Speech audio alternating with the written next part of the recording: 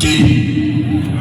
Ceux qui se présentent comme vos amis, mais qui depuis le départ de la libération d'Haïti sont nos ennemis. Le gouvernement français, le Canada, les États-Unis, qui se présentent comme des pays qui sont là pour accompagner Haïti, sont ceux qui livrent les armes en pagaille à la population haïtienne pour que cette dernière s'entretue. C'est la réalité que les gens ne veulent pas entendre.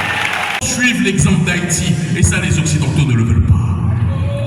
Et c'est pour ça qu'ils colonisent ce territoire par deux voies. La première, comme je l'ai énoncé il y a quelques minutes, ce sont les ONG, qui viennent vous prétendre être vos amis.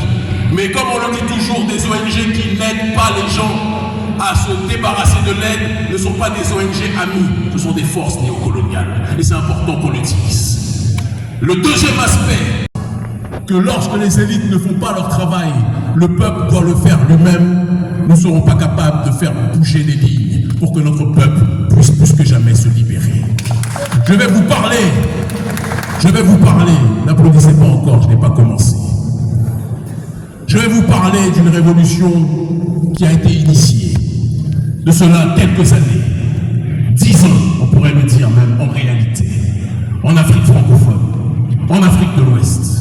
Aujourd'hui, il est coutume pour toute personne noire dans le monde de parler des présidents de l'AES. Et je rends un hommage particulier au président auquel je suis le plus lié institutionnellement, le président du Niger, Abdourahmane Tiani. Je vous demande de l'applaudir très fortement, s'il vous plaît. Je rends hommage aussi à mon frère, le président du Burkina Faso, Ibrahim Traoré.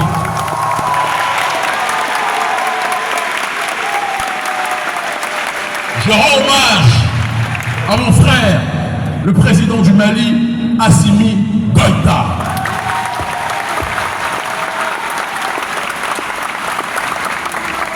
Mais je vais être obligé de rendre encore plus hommage à ceux qui sont responsables de l'émergence de ces dirigeants. Parce que l'erreur cyclique de notre population... Aujourd'hui, en tant que directeur départemental nord de l'OFATMA, dans le cadre de cette rencontre inspirée par une lutte qui dépasse les frontières, celle de la conscience noire portée par le panafricanisme.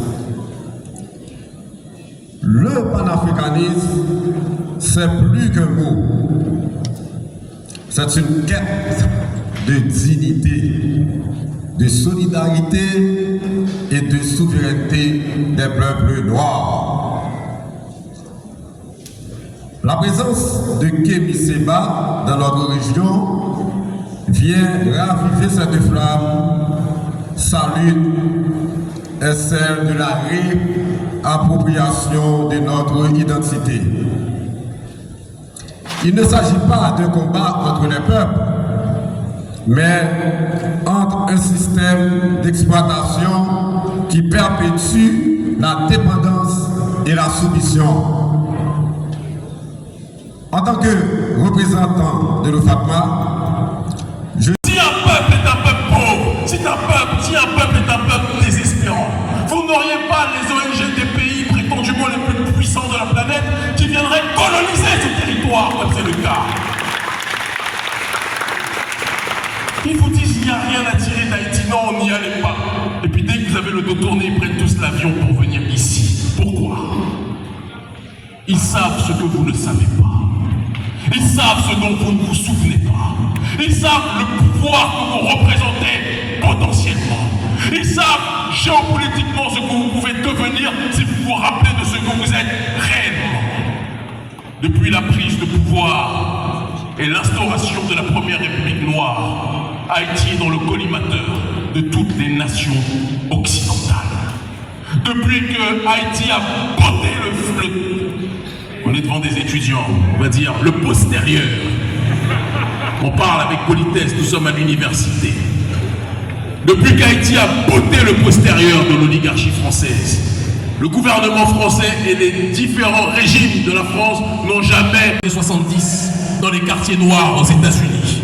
Ils ont balancé la drogue, la cocaïne, la marijuana. Ils ont balancé les armes dans les ghettos pour que les ghettos s'entretuent. Et après, ils viennent dire au reste du monde, vous voyez, les Noirs ne peuvent pas s'entendre entre eux.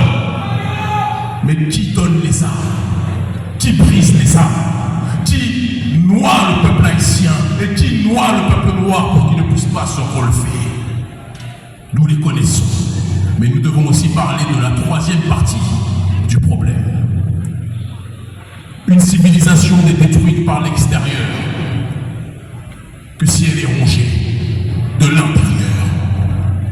Quels sont ceux qui acceptent que ces armes puissent circuler sur le territoire? Quels sont ceux qui emploient parfois ces gangs pour assurer leur sécurité et terroriser la zone adverse? Quels sont ceux qui font en sorte que Port-au-Prince et que Haïti soient une terre de déstabilisation en accord avec la volonté de l'oligarchie d'Occident? Les autorités haïtiennes, il faut qu'on soit capable d'en parler. Quand un avion n'est pas piloté par un... Le seul ennemi numéro 1 du peuple noir et du peuple haïtien, ce sont les limites que nous nous fixons. Le seul ennemi du peuple haïtien, c'est la corruption que nous laissons rentrer dans nos rangs. Le seul ennemi du peuple haïtien, ce sont les égos et la jalousie mal placée qui fait en sorte que nous ne sommes pas capables de nous unifier pour résister à ceux qui veulent nous asphyxier.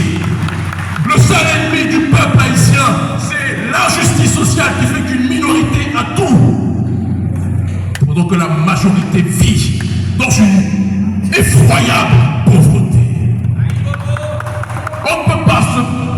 On ne peut pas passer notre temps à critiquer le néolibéralisme à l'extérieur quand nous avons une petite caste à l'intérieur qui prend 95% des richesses et qui laisse 99% de la population avec 5% des richesses à se partager. Parce qu'ils veulent faire croire au peuple noir que l'ennemi du noir, c'est le noir en tant que tel.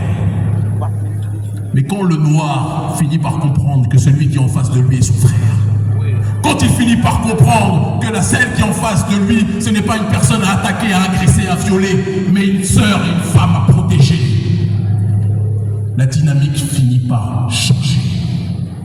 Si le prolétariat haïtien et les gangs comprennent qu'ils ont un ennemi en commun, comment pensez-vous que ceux qui sont en train d'occuper le pays, comment pensez-vous que ceux qui sont en train de coloniser les esprits vont fonctionner? Ils vont tous faire leurs valises et vont rentrer à Washington, à Paris, au Canada et ailleurs, parce qu'ils sauront qu'ils sont identifiés comme les forces déstabilisatrices du pays. Je ne fais pas partie de ceux qui se réjouissent quand l'Union africaine, qui a à sa tête